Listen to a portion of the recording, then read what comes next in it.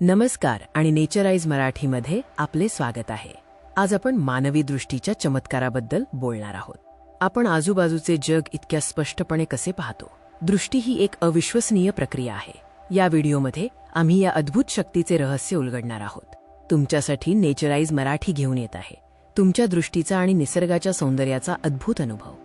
आपली दृष्टी म्हणजे फक्त डोळे नाहीत, तर प्रकाश आपल्या डोळ्यात कसा प्रवेश करतो आणि मेंदूपर्यंत दृश्य संदेश कसा पोहोचतो याची ही संपूर्ण प्रक्रिया आहे।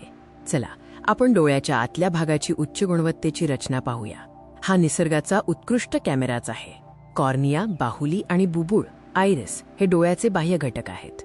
प्रकाश डोळ्यात प्रवेश करतो तेव्हा या भागांचा मोठा वाटा असतो। कॉर्निया आणि लेन्स, कॉर्निया अँड लेन्स हे मिळून येणारा प्रकाश डोळ्याच्या आत व्यवस्थित फोकस करतात, अगदी कॅमेऱ्याच्या लेन्सप्रमाणे। आता पाहूया प्रकाश फोकस झाल्यावर प्रतिमा नेमकी कशी तयार होते आणि ती कशी कॅप्चर होते। फोकस केलेला प्रकाश डोळ्याच्या मागील बाजूस असलेल्या रेटिनापर्यंत पोहोचतो, जो आपल्या डोळ्याचा पडदा किंवा स्क्रीन आहे।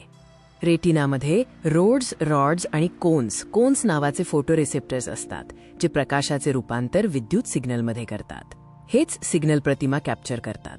कॅप्चर केलेली प्रतिमा आता मेंदूपर्यंत कशी पोहोचते आणि तिचे अर्थपूर्ण दृश्यात कसे रूपांतर होते हे पाहूया। रेटिनाद्वारे तयार झालेले विद्युत सिग्नल ऑप्टिक नर्व्ह मार्गे थेट मेंदूच्या दृश्य केंद्राकडे पाठवले जातात। मेंदूतील व्हिज्युअल कॉर्टेक्स या डेटावर प्रक्रिया करतो आणि आपल्याला आपण पाहत असलेल्या वस्तूचा आकार, रंग आणि गती कळते। मानवी दृष्टीमुळेच आपल्याला या जगाचे अद्भुत सौंदर्य स्पष्टपणे अनुभवता येते। पहा, निसर्गातील प्रत्येक रंग, प्रत्येक तपशील किती स्पष्ट आणि तेजस्वी दिसतो आहे। तुमच्या दृष्टीच्या सामर्थ्यामुळेच तुम्ही हे अविश्वसनीय सौंदर्य अनुभवू शकता। तर हा होता आपल्या दृष्टीच्या अद्भुत प्रवासाचा थोडक्यात आढावा। प्रकाश डोळ्याच्या रचनेतून रेटिनावर पडतो आणि सिग्नल मेंदूपर्यंत पोहोचतात। हीच ती दृष्टीची जादुई प्रक्रिया आहे। आपल्या दृष्टीची काळजी घ्या, निरोगी दृष्टीसाठी नियमित तपासणी करा आणि या चमत्काराचे जतन करा। व्हिडिओ आवडल्यास सबस्क्राईब करायला विसरू नका।